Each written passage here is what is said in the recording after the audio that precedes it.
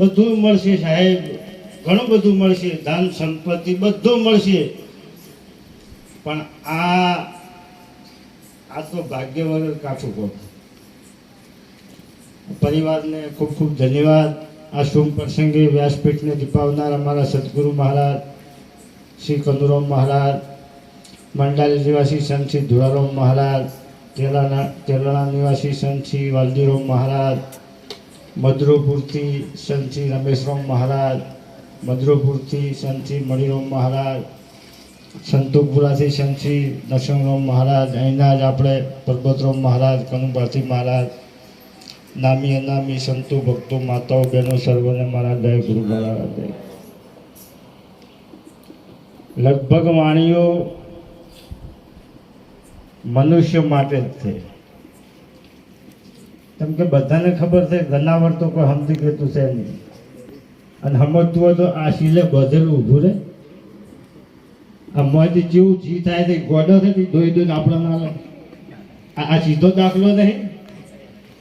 ભાવ તો જોવો સાહેબ, માટે વિચારવાની જરૂર છે. હમણાં વાલી બોલણી કે ખોમાં હેરલો હાથથી ફરી અવસર આવો નહીં મળે, અને 100% વાત છે સાહેબ. પછી આપણે અનુમાન લગાવીએ છીએ બધા, અને અનુમાન જેવા લગાવીએ ખબર, હરાદ આવે એટલે ભાવ થાય. એટલે ભાઈ આખી જિંદગી જબરદસ્ત જીવન જીવન કાગડો જ થયા. હાથી નાશ્યા, ઘોડો નાશ્યા, અને કાગડો. એના માટે આ જીવન નહીં સાહેબ. મોતી પડ્યું મેદાનમાં, મૂર્ખાને નહીં જડે. આપણે જેના માટે જે પ્રયત્નો કરીએ છીએ ને આપણાથી જરાય દૂર નહીં સાહેબ. સબ ઘટ મારો સાઈ,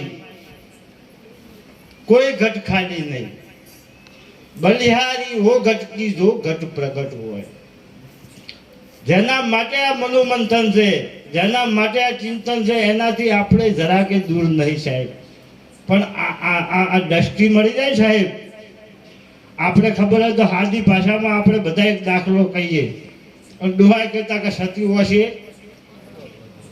આ શું છે, દેખાતો નહીં. આપણે બીજા દિયા આ જો અહીંયા વસી રહ્યો છે. તમે જો સત્તા કોને આપણે બેરા છીએ. આપણને કોઈ કે આ લેબડો બોલે છે તો આમ સંભળાયો છે, સંભળાય ભાઈ તો બેરા છે બીજી કોઈ. હા, જ્યાં જોવો ત્યાં વસી રહ્યો સાંભળો, તમે મૂકી દો મનનું આંબળો, સખી આજની ઘડી છે રળિયામણી. એક ખેડૂત ખેતી કરતા હતા, વાવણીનો સમય હતો તો વાવણીનું કંઈક આયોજન કરતા હતા. આપણે પહેલા ખેતર વચ્ચે પગ દોડ્યું હતી ખબર, એટલે એટલામાંથી બીજા ખેડૂત નીકળ્યા કે ભાઈ પૂછ્યું કે શું વાવો છો એમ. તે ખેડૂત હતા થોડાક તોમસી, કે અમે જે વાવાય તમને કહેશો. તો પેલો હોશિયાર હતો કે નીકો તો કોઈ નહીં, ઉગશે એટલે જોશું.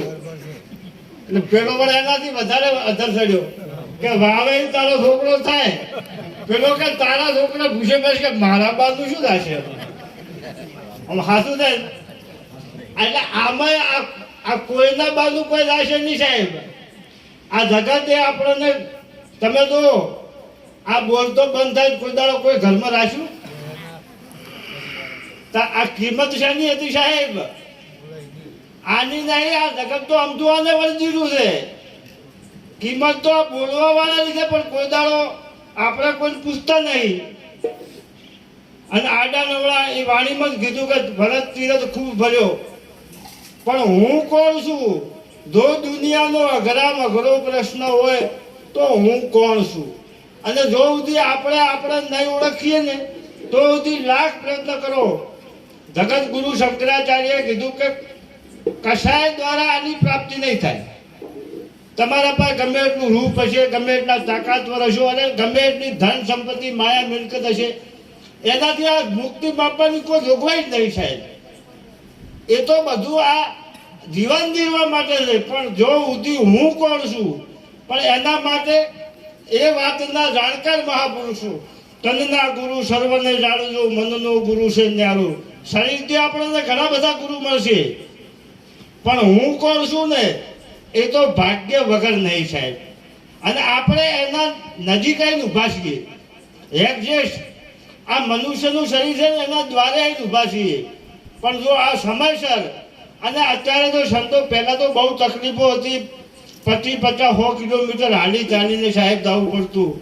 અને આ અમૂલ્ય જ્ઞાનનો પ્રવાહ આપણા ગોદરેથી વહે છે સાહેબ. તોય આપણે કોઈ દાડો પૂછતા નહીં કે ખરેખર આ સત્ય શું છે.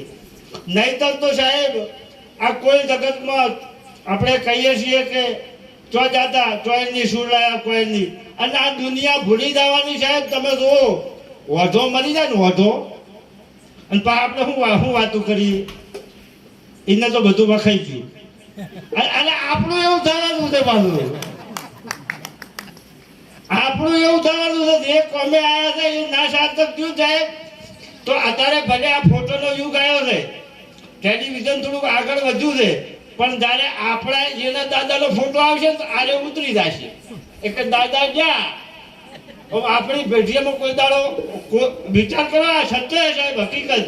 કોઈ દાડો કોઈની જે બોલાય તો આ તો બધા મોંમાં ફરીને થાય છે. આપણે તો ભેટીએ લાગતા નહીં, પણ એ એવું કાર્ય કર્યું છે જેના માટે મનુષ્યનો અવતાર મળ્યો હતો.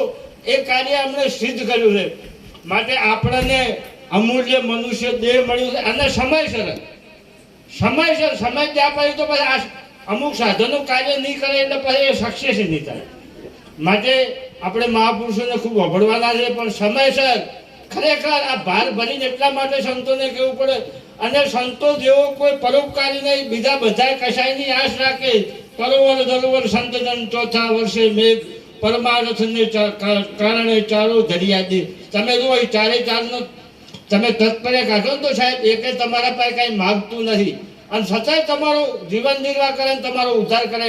માટે કોઈ મહાપુરુષને શરણે જઈ જેમ છે એમ વાત જાણી અને આપણું જીવન સાર્થક કરી લેવાનું છે. બોલો સદગુરુ મહારાજ જય હો.